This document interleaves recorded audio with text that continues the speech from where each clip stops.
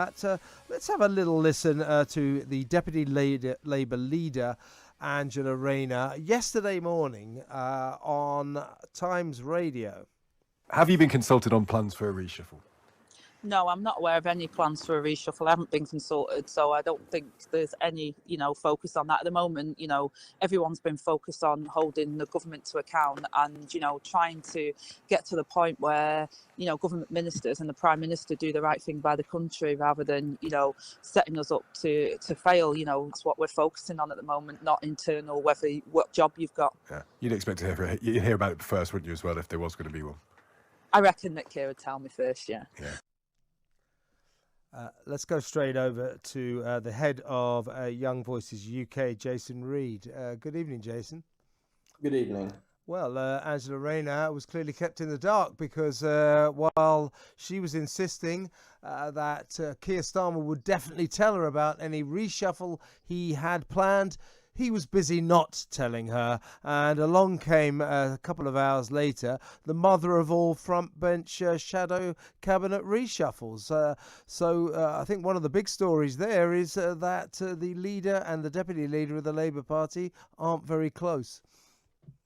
It's absolutely amazing how Labour keeps finding new ways to be a terrible opposition. I think many of us hoped that when Jeremy Corbyn was on the way out, this ridiculous schism between the leader of the opposition's office and the deputy leader, as we saw with Jeremy Corbyn and with Tom Watson, the deputy leader of the Labour Party at that time, would be over when you had more responsible, mature adults in charge. So we were told that Keir Starmer was going to make Labour reputable again. He was going to bring some proper leadership. And now we see this kind of petty back and forth going on, which just shows that Labour are still stuck in their internal bubble. They're not in touch with the issues. They're not in touch with anything that any ordinary people in Britain care about, because they are so wrapped up in talking about themselves and their internal politics of the party. It's still unclear to me who was actually telling the truth here, because Angela Raine claims she wasn't told.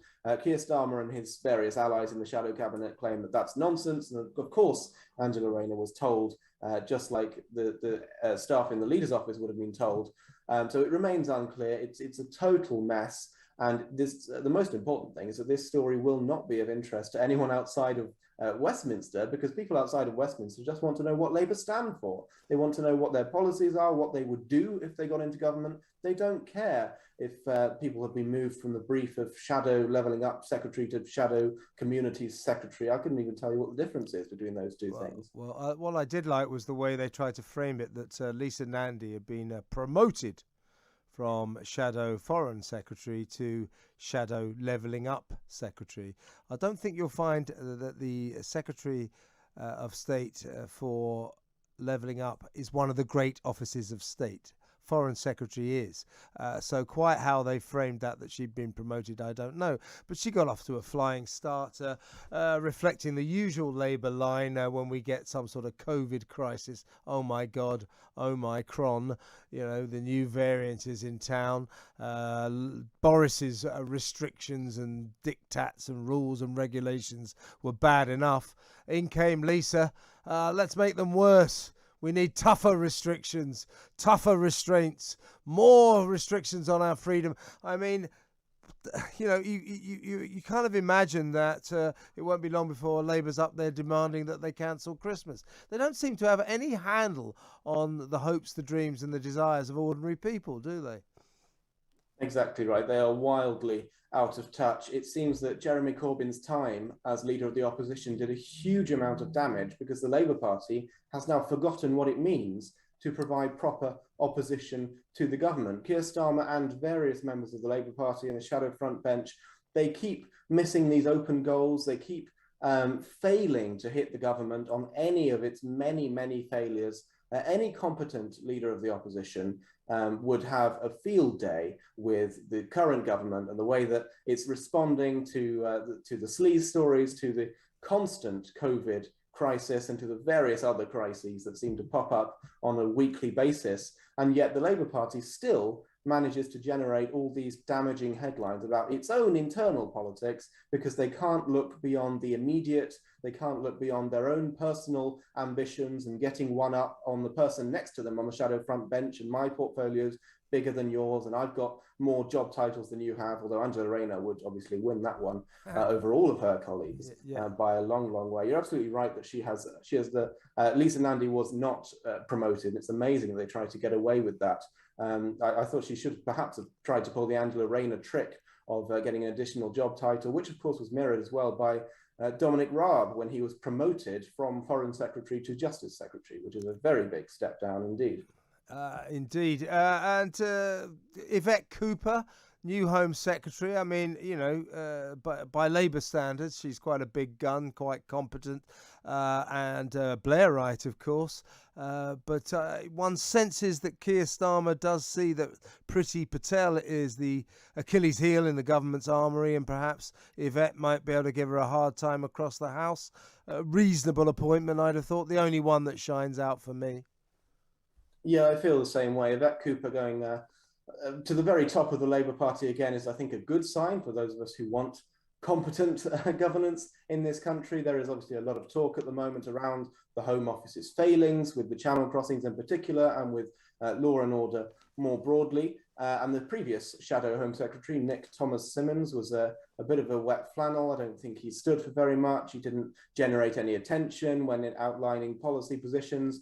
And so he's been moved to a less important brief. And Yvette Cooper, as you say, a grandee of the Labour Party, has been put in that important position to hold Priti Patel to account. So I think we can expect in the coming weeks and months some interesting back and forth debates across the floor of the House of Commons when Priti Patel is questioned on the various failings of the Home Office. And hopefully Yvette Cooper will manage to hold her to account a little bit more than she has been so far.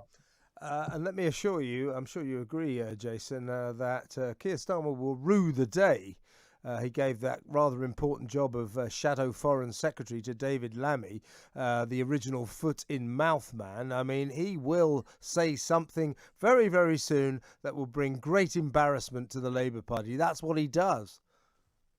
Yeah, that was an extraordinary decision. I'm not sure what motivated the decision to demote, as we were saying, Lisa Nandy from that position. I would have said she was one of the stronger performers of the previous front bench before this reshuffle. And of course, David Lammy will have to shadow Liz Truss, the Foreign Secretary, who I'd say is one of the strongest performers in government at the moment, certainly very, very popular with the Conservative Party grassroots at the very least. And so it's a very, very strange decision to put David Lammy in that position. I suppose we'll have some interesting debates across the floor of the House of Commons between those two as well, but for very different reasons, as David Lammy tries to keep his place in his notes. Yeah, he will say something stupid very, very soon. He always does.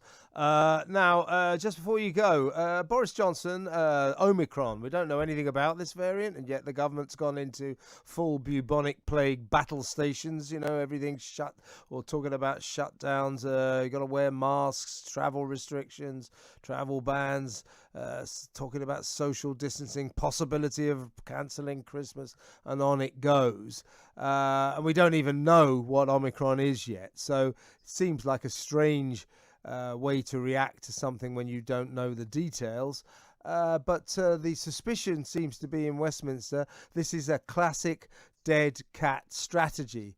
That he's waving a dead cat around to deflect from his horrendous mistakes over the past few disastrous weeks.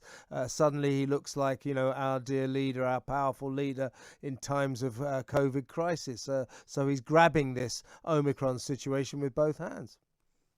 Well, it's precisely as you say, we don't know anything about this variant. We don't know whether it's vaccine resistant. We don't know whether it's more transmissible, more deadly. And so it is, from a scientific point of view, or at least from a policy point of view, it doesn't make much sense at all to be overreacting and to be erring on the side of authoritarianism, although that worryingly seems to be the new trend in government since the start of the pandemic. If you're unsure, expand the state tenfold and then see what happens later on. Yeah. But it's just, I think you're absolutely right that there is some manipulation of COVID going on in order to distract from some other things in government. At the same time, the government has displayed an astonishing inability to control what goes into the media and what we're talking about, as we saw incredibly embarrassingly when during COP26, the climate summit, Boris Johnson was having to talk to journalists and promise that Britain is not a corrupt country. So going by its recent record, perhaps it's just wild incompetence to levels of the thick of it